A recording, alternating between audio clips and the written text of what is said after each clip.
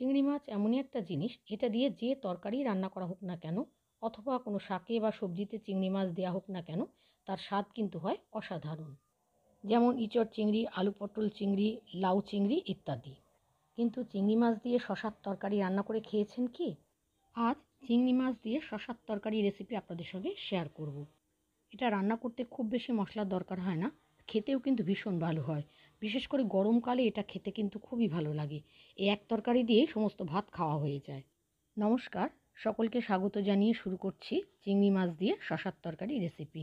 এখানে আমি 3টে শশা নিয়েছি। শশাগুলোর খোসা ছাড়িয়ে ধুয়ে কোনো অংশ 2 টুকরো, কোনো অংশ 4 টুকরো করে কেটে নিয়েছি। তবে খুব বেশি মোটা করে কাটার দরকার নেই, তাহলে সেদ্ধ হতে সময়টা বেশি লাগে। আর এই চিংড়ি মাছগুলোকে ধুয়ে অল্প হলুদ আর নুন মাখিয়ে রেখেছি। কড়াইতে 3 টেবিল চামচ সর্ষের তেল গরম করে প্রথমে নুন হলুদ মাখানো চিংড়ি মাছগুলোকে একটু ভেজে নিয়েছি। চিংড়ি মাছগুলো একটু ভাজা হয়ে গেলে এটা তুলে একটা আলাদা পাত্রে রেখে দিলাম। ভাজা চিংড়ি মাছগুলো তুলে নিয়ে কড়াইতে আরও 1 টেবিল চামচ সর্ষের তেল দিলাম। তেলটা গরম হলে ফোড়নে দিলাম একটা শুকনো লঙ্কা আর হাফ চা চামচ পাঁচ ফোড়ন।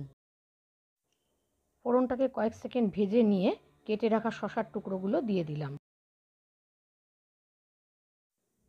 শশাগুলোকে একটু নেড়ে নিয়ে দিয়ে দিলাম 1 চা চামচের একটু বেশি আদা বাটা, 1 চা চামচ জিরে বাটা, হাফ চা চামচ কাঁচা লঙ্কা বাটা, ঝালটা স্বাদ অনুযায়ী দেবেন, হাফ চা চামচ হলুদ গুঁড়ো আর আন্দাজ মতো লবণ। সমস্ত মশলার সাথে শশাটাকে নাড়াচাড়া করে মিডিয়াম টু হাই ফ্লেমে আমি 3 মিনিট রান্না করে নিয়েছি।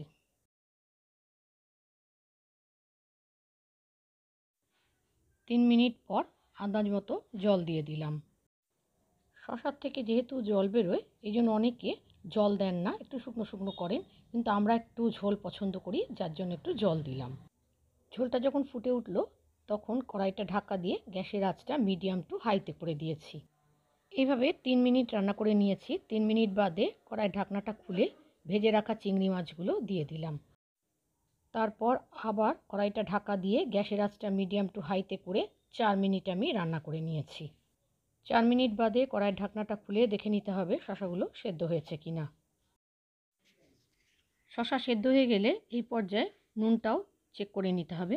আমার নুনটা একটু লাগবে, তার জন্য আমি আরও একটু নুন দিয়ে দিলাম। আর তার সাথে দিয়ে দিলাম 1 চা চামচ চিনি। নুন আর চিনিটা মিশিয়ে নিয়ে সবশেষে দিয়ে দিলাম খানিকটা ধনেপাতা কুচি। তারপর আরও একটু নাড়াচাড়া করে নিয়ে গ্যাসের আঁচ বন্ধ করে কড়াইটা ঢাকা দিয়ে কিছুক্ষণ রেখে দিতে হবে। এইভাবে চিংড়ি মাছ দিয়ে শশার তরকারি একবার করে দেখতে পারেন, আশা করছি আপনাদের ভালো লাগবে। আজকের রেসিপি ভালো লাগলে একটা লাইক দেবেন আর কমেন্ট করবেন। যদি আপনারা রেসিপিটা ফেসবুক থেকে দেখেন তাহলে আমার পেজটা ফলো করার, আর যদি ইউটিউব থেকে দেখেন তাহলে আমার চ্যানেলটা সাবস্ক্রাইব করার অনুরোধ রইল। পাশের বেল বাটনটা ক্লিক করে দেবেন নতুন রেসিপির আপডেট পেতে। আজ তাহলে এখানে শেষ করছি। সকলে ভালো থাকবেন, সুস্থ থাকবেন। ধন্যবাদ।